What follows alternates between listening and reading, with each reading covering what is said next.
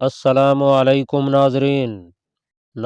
बरकई खान एक एक हड्डी उठाता और उसे तमाम जावियों से देखता रहा। काफ़ी देर तक वो इस काम में मशगूल रहा। हड्डियों से फारिग होकर वो खेमे के गिर्द पड़े हुए पत्थरों को जांचने लगा। इस तमाम काम से फुर्सत पाने पर उसने गहरा सांस लिया। इसका मतलब यह हुआ कि उन्होंने मतीउद्दीन को कोई जिस्मानी गजन नहीं पहुंचाई। वो उसे जिंदा गिरफ्तार करके ले गए हैं। वो खुद से बातें कर रहा था।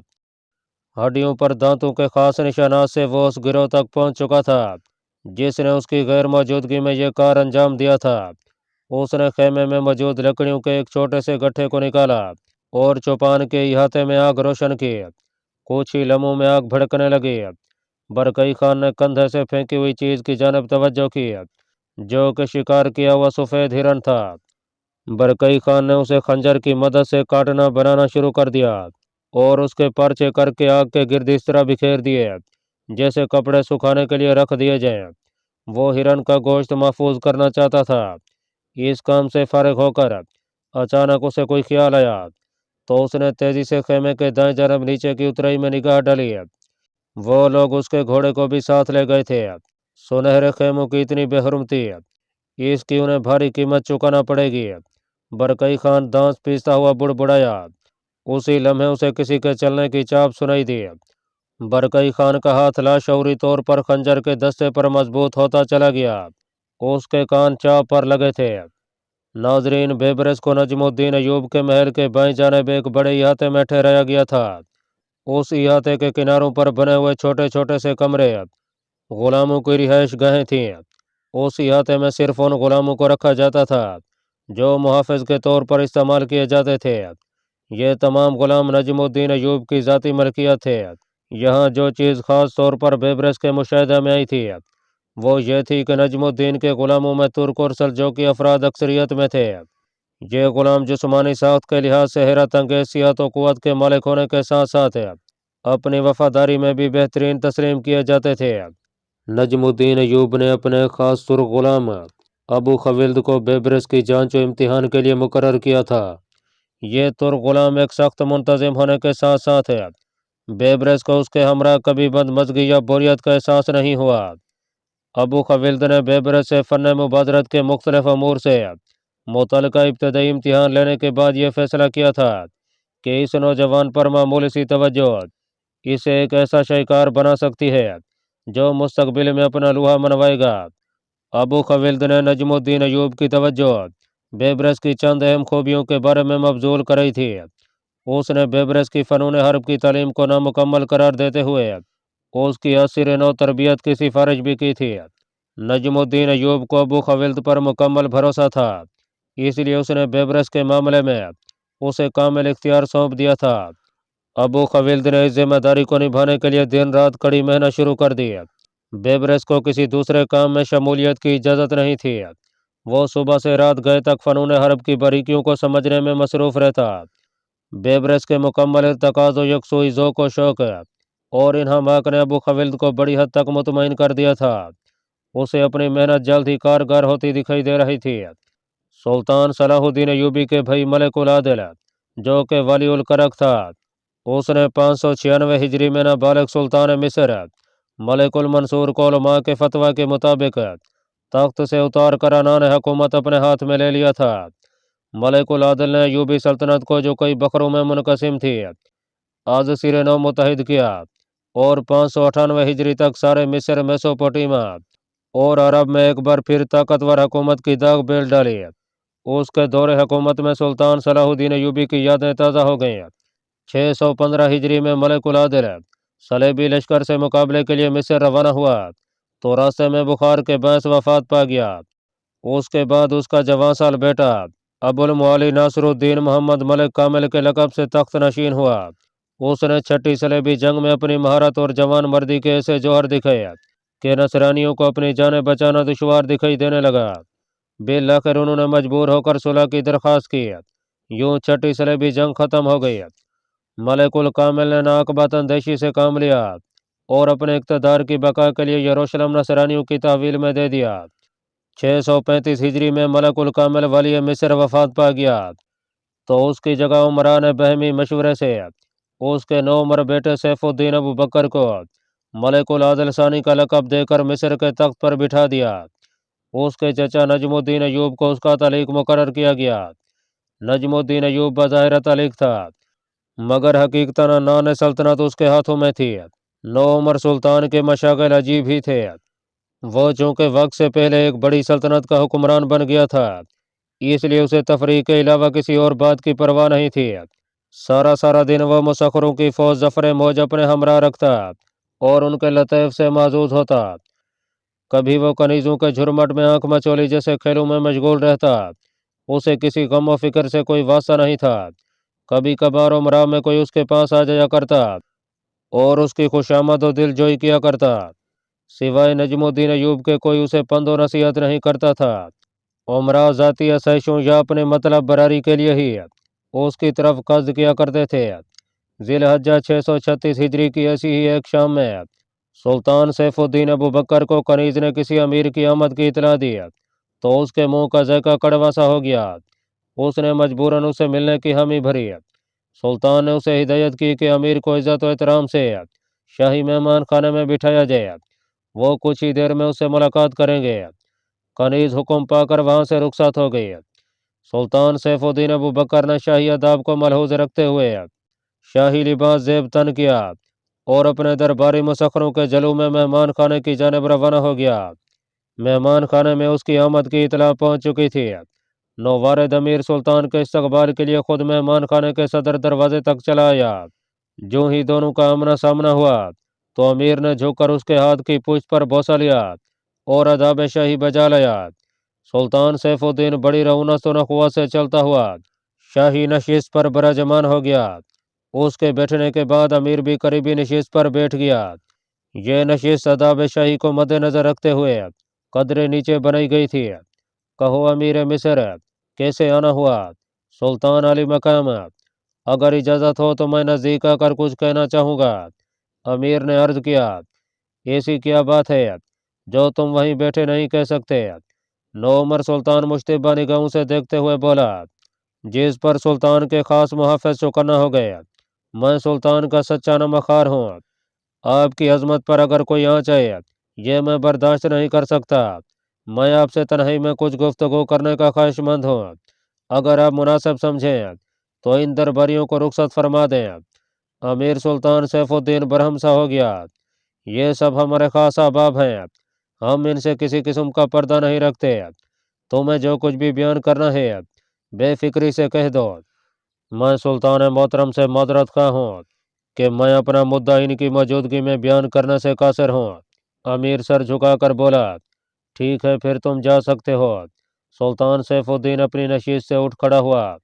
उसके हमरा सब लोग तेजी से खड़े हो गए थे। सुल्तान की बेतनई से अमीर के चेहरे पर मायूसी छाने लगी। वो खासा बेचैन दिखाई दे रहा था। वो खुद पर काबू ना पा सका। तेजी से बोला, मैं सुल्तान मोहतरम को शाही महल में परवान चढ़ने वाली एक अहम साजिश से बाखबर रखना चाहता था, मगर आप सुनने की ख्वाहिश नहीं रखते तो कोई बात नहीं, मैं बिला तामुल वापस लौट जाता हूँ।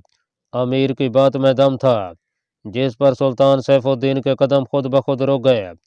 वो शक्की निगाहों से उसकी जानब देखने लगा। कैसी साजिश? अगर आप मुझे खलवत में मौका दें तो मैं कुछ अर्ज कर सकूँगा। मुमकिन है कि आपकी महफिल में कोई ऐसा फ़र्द मौजूद हो जो पसे पर्दा इस साजिश में शरीक हो, और मैं अपनी ज़िंदगी से हाथ धोना नहीं चाहता। अमीर सरगोशी नुमा लहजे में बोला, मुझे तुम्हारे तेवर ठीक नहीं दिखाई दे रहे। सुल्तान मोहतरम को मेरी तरफ से किसी किस्म का शैबा हो तो मेरी जामा तलाशी ली जा सकती है। अमीर की अच्छी तरह जामा तलाशी ली जाए। सुल्तान सैफुद्दीन अबू बकर ने अपने मुहावजों को हुक्म दिया।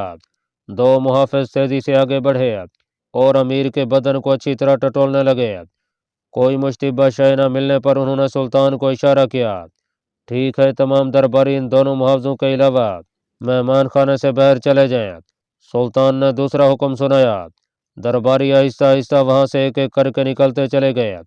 कुछ ही लम्हों में सुल्तान, अमीर और दो मुहावजों के अलावा कोई और फर्द वहां मौजूद नहीं था। हाँ, अब बोलो, क्या कहना चाहते हो?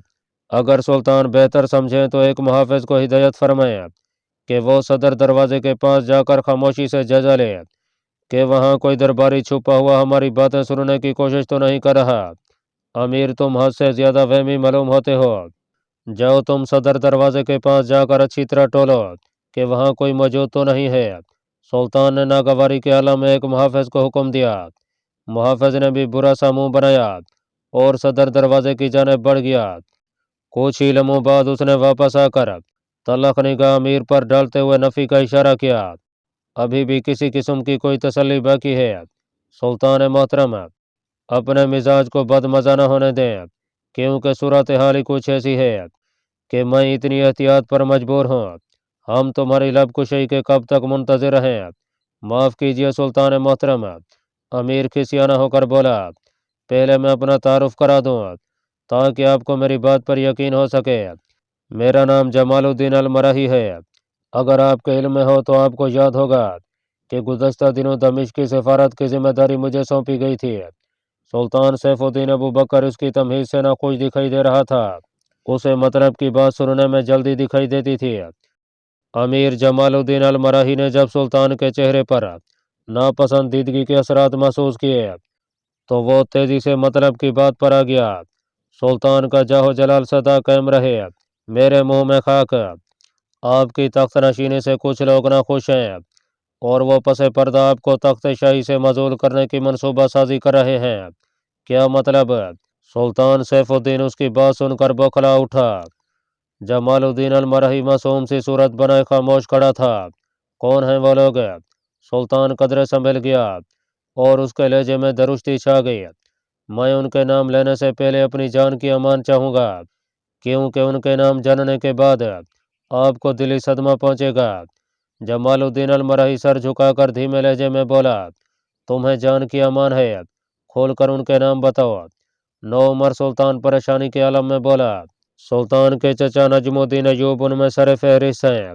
जमालुद्दीन अलमराही ने कांपते हुए लहजे में कहा। उसका दिल बुरी तरह से धड़क रहा था। उसे खौफ था कि चचा का नाम सुनकर सुल्तान हथे से उखड़ जाए और उसे लेने के देने न पड़ जाए। तुम होश में तो हो अमीर? सुल्तान सैफुद्दीन अबू बकर फरते जोश से बुरी तरह चीखा। सुल्तान मोहतरम, मैं बिल्कुल सच अर्ज कर रहा हूँ। हम तुम्हारी बात पर कैसे यकीन कर लें? मेरे पास सबूत है। मगर जमालुद्दीन अलमराही बोलते बोलते अचानक रुक गया। मगर क्या? सबूत पेश करने की सूरत में मुझे अपनी जान के जाने का खौफ है। जमालुद्दीन बोला, तुम्हें जान की अमान दी जा चुकी है। ये खतरा आपकी जानब से नहीं है बल्कि आपके चचा की जानब से है। तुम बिला खौफ सबूत पेश करो। तुम्हारी हर तरह से हिफाजत की जिम्मेदारी हमारी है। नौ उमर सुल्तान ने उसे यकीन दिलाया।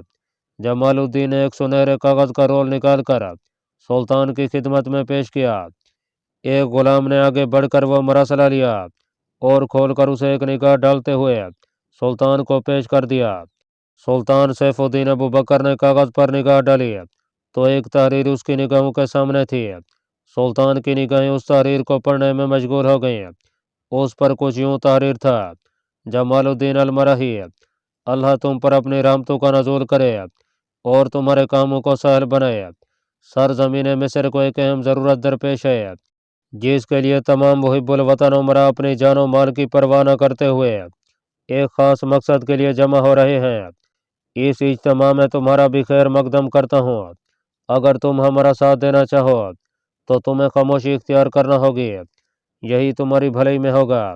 वरना हुब्बुल वतनी के जज्बे से मामूर उमरा तुम्हारा खून बहाने से गुरेज नहीं करेंगे। वस्सलाम नजमुद्दीन अयूब। ये कोई सबूत नहीं है कि चचा मेरे खिलाफ कोई साजिश तैयार कर रहे हैं। सुल्तान सैफुद्दीन अबू बकर बिगड़ कर बोला। सुल्तान मोहतरम, ये मरासला मुझे नजमुद्दीन अयूब के खास गुलाम ने दिया था। इस पर उसकी मुहर मौजूद है। इस मरासला को पाने के चंद दिन बाद मैंने उनसे मुलाकात की। ये तस्दीक आप अपने ज़राए से कर सकते हैं। मुलाकात में ये अक़दा खुला कि वो नेक मकसद है जिसके लिए वो सब उमरा को हम ख्याल बनाने में कोशा हैं आपकी माजूली और उनकी तख्त नशीनी है। उन्होंने आपके लड़कपन, गफलत अमूर सल्तनत और आपकी बेजा ख्वाहिशात पर बेदरीग पैसे के ज़िया पर कड़ी तनकीद करते हुए ये फैसला किया है कि मिस्र की भलाई के लिए यह कदम नागरेज है। इस बात का मैं खुद गवाह हूँ और मैं हल्फिया बयान कर रहा हूँ। नौमर सुल्तान उसकी बात सुनकर कदरे सोच में पड़ गया था। जमालुद्दीन खामोशी से खड़ा था। लेकिन उन्हें मुझे माजूल करने का ख्याल क्यों कराया? हालांकि अमूर सल्तनत तो मैंने उन्हें ही सौंप रखे हैं। सुल्तान बेखुदी के आलम में बुड़बुड़ाया। उसने दोबारा मरसला की तारीर को पढ़ा और नजमुद्दीन अयूब की मोहर को गौर से देखा। मोहर बिल्कुल असली दिखाई देती थी। सुल्तान ने यह मोहर अपनी आंखों से देखी हुई थी। मुझे तुम्हारी वफादारी का यह अंदाज पसंद आया है, मगर मैं इस मामले में बिला ताकीद कोई कदम नहीं उठाऊंगा। तुम अब जा सकते हो। 2 खुफिया हरकारे तुम्हारी हिफाजत में तैनात कर दिए जाएंगे। अगर ये बात सच निकली तो हम तुम्हें ऐसा बदला चुकाएंगे कि तुम्हारी आने वाली नस्लें कभी अफलास का मुंह नहीं देखेंगी। नौमर सुल्तान ने कहा। सुल्तान मोहतरम, जमालुद्दीन तेजी से बोला, अगर इजाज़त हो तो मैं एक गुजारिश गोश गुजारना चाहता हूँ। बिला धड़क कहो। मेरी ज़िंदगी यूं तो अल्लाह के हाथ में है, मगर सुल्तान मोहतरम की वफादारी में अगर चली भी गई तो मुझे कोई मलाल नहीं होगा। बस एक बात की फिक्र दामनगीर है कि मेरे बाद मेरे बच्चे भी इस अताब का शिकार ना हो जाएं। अगर सुल्तान मोहतरम थोड़ी सी इनायत करें तो मेरे बच्चों का मुस्तकबिल ना सिर्फ महफूज हो सकता है, बल्कि वो अपनी हिफाजत भी बखूबी कर सकेंगे। तुम खोलकर बात क्यों नहीं करते? सुल्तान मोहतरम, जमालुद्दीन तवक्कुफ से बोला, मैं चाहता हूँ कि मेरे होनहार फर्जंद को सीगा एहतसाब में कोई छोटा मोटा ओहदा दे दिया जाए, ताकि वह आपकी खिदमत की अंजाम दही के साथ साथ अपनी हिफाजत भी कर सके। बस आया कुछ और भी? सुल्तान मोहतरम, मेरे लिए आपकी निगाह करम ही काफ़ी है। जमालुद्दीन खुशामदी लहजे में गोया हुआ। नौमर सुल्तान ने उसी वक्त अपने दरबारी कातिब को तलब किया और सीगा एहतसाब में एक आला ओहदा पर जमालुद्दीन के फर्जंद को फायज करने के लिए मरासला तैयार करने का हुक्म दिया। वहीं बैठे बैठे चंद ही सैतों में मरासला तैयार हो गया, जिस पर सुल्तान ने अपनी शाही मुहर सुब्द की और मरासला जमालुद्दीन के हवाले कर दिया गया। जमालुद्दीन शुक्रिया का कॉर्नश बजा लाता हुआ वहां से रुखसत हो गया। सुल्तान सैफुद्दीन अबू बकर ने वहीं अपने खास मोहतम दीन को तलब कर लिया, ताकि वो इस गंभीर मामले के बारे में कोई सलाह मशवरा कर सके। नाजरीन, बरकई खान पूरी तरह चौकन्ना उस जानिब निगाहें मरकूज किए हुए था जिधर से किसी के चलने की चाप सुनाई दे रही थी। आग के धुएं से उठने वाले काले बादल देखकर शायद कोई उधर निकल आया था, या फिर कोई दुश्मन अभी उसकी तलाश में वहीं छुपा बैठा था, जो शायद उसे अब गाफिल समझकर उसकी जानिब बढ़ रहा था। खंजर के दस्ते पर बरकई खान की मजबूत गिरफ्त बदस्तूर कायम थी। कुछ ही लम्हों बाद चाप कदरे नज़दीक से दोबारा सुनाई दी। यूं महसूस हो रहा था जैसे कोई जानबूझकर दबे कदमों चलने की कोशिश कर रहा हो, मगर बर्फ में धसी हुई झाड़ियों पर पांव पड़ते ही उसकी कोशिश बेकार हो जाती है। बरकई खान अपनी जगह जा बैठा, नौवारिद के सामने आने का मुंतजिर था। अचानक दाएं जानिब की झाड़ियों में से सरसराहट बढ़ गई और झाड़ियों के बीच में से एक अजनबी चेहरे ने झांका। बरकई खान मकनातीसी अंदाज में आवाज़ की सिमत में घूम गया। चेहरे पर निगाह पड़ते ही उसने सुकून की सांस ली। वो चेहरा भी बरकई खान का चेहरा हैरत भरी निगाहों से देखने में महव था। सिमरई चले आओ, बरकई खान ने धीमे लहजे में उसे मुखातिब किया। वो चेहरा झाड़ियों के अकब में से निकलकर अब बिल्कुल सामने आ गया था। और गवानी रंग के मखसूस सिमरई लिबास में मलबूस वो चेहरे से ही शिकारी दिखाई देता था। बरकई खान, अजनबी सिमरई हैरत भरे लहजे में बोला, मुझे तुम्हें यहाँ देखकर ताजुब हो रहा है। तुम्हें तो अपने भाई के साथ दारुल हुकूमत सराय में होना चाहिए था। तुम अच्छी तरह जानते हो कि मैं खून खराबे से बागी हूँ। बेशक मैं मंगोल ही सही है, मगर मेरे खून में मंगोलों जैसी वहशत और बर्बरियत नहीं है। बरकई खान ने लापरवाही से जवाब दिया, जाने क्यों तुम मुझे कभी कभार सिरे से मंगोल ही नहीं लगते। वो सर झटक कर बोला, जो चाहे समझ लो, मैं बुरा मानने वालों में से नहीं हूँ। बरकई खान ने जवाब देना मुनासिब नहीं समझा। यही बातें तो मुझे हैरान कर देती हैं कि तुम आखिर किस चीज़ के बने हुए हो। छोड़ो, कोई और बात करो। मैं धुएं की लकीर देखकर इधर निकल आया था। सोच रहा था कि अपने कबीले का ही कोई आदमी होगा। वो धीरे से हंसा, अपने शिकार की सुनाओ, आजकल कैसा जा रहा है? अब तो जानवर सरकशी पहाड़ियों पर भी मिटते दिखाई देने लगे हैं। बरकई खान ने कह कहा लगा कर कहा, बरकई खान, तुम इस मौसम में इस तरफ कहाँ निकले? तुम तो बाहर में शिकार करने इधर आया करते हो। उसने सवाल किया। ओहो, बातों बातों में तुमने भुला ही दिया। तुमने आज सुबह के बाद सुर्ख कबीले के अफराद को कुर्बो जवार में तो नहीं देखा? बरकई खान ने अचानक पूछा। सुर्ख कबीला के लोगों को वो गैर मुतवक्के सवाल पर अचानक चौंक पड़ा। हाँ, देखा तो है, मगर तुम्हें ये बात पूछने की ज़रूरत क्यों कर पेश आई? मैं तुम्हें बताना भूल गया था कि मैं तन्हा इधर नहीं आया, बल्कि एक दोस्त की मोहब्बत खींच रही थी। उसने ख्वाहिश जाहिर की थी कि शिकार खेला जाए। मैं उसके हमरा इस तरफ आ निकला। आज सुबह मैं ज़रा इतराफ में निकल गया और वापसी पर देखा कि मेरा दोस्त गायब है और रात के भुने हुए शिकार पर कोई हाथ साफ कर गया है। निशानात से तो मुझे यही अंदाज़ा हुआ था कि ये हरकत सुर्ख कबीले वालों की ही हो सकती है, मगर अब तुम्हारी तस्दीक से मामला मुकम्मल तौर पर मेरी समझ में आ गया है। कहीं तुम्हारा दोस्त अरब तो नहीं? हाँ, मगर तुम्हें कैसे मालूम हुआ? बरकई खान उसकी बात पर चौंक उठा। आज सुबह मैंने सुर्ख कबीले के सरदार दगबजई खान को सुर्खों के हमरा सरकशी पहाड़ियों पर देखा था। सेपेर के बाद एक दूसरी पहाड़ी की चोटी पर से मैंने उन्हें जलब गई की जानब जाते देखा। उन्होंने बांस से कुछ बांध रखा था। मैंने इश्तियाक से उनके शिकार को गौर से देखा तो मैं पल भर के लिए मुतहय्यर रह गया कि इनका शिकार कोई जानवर नहीं, कोई अरबी दिखाई देता था। वो बरकई खान के चेहरे पर जाहो जलाल की शिकनें गहरी होते देखकर परेशान सा हो गया। चंद लम्हे कब्ल का बरकई खान अब हकीकतन मंगोल ही दिखाई देने लगा था। उसके सफेद चेहरे पर छई हुई मासूमियत आतिश इंतकाम में दहकती हुई महसूस हो रही थी।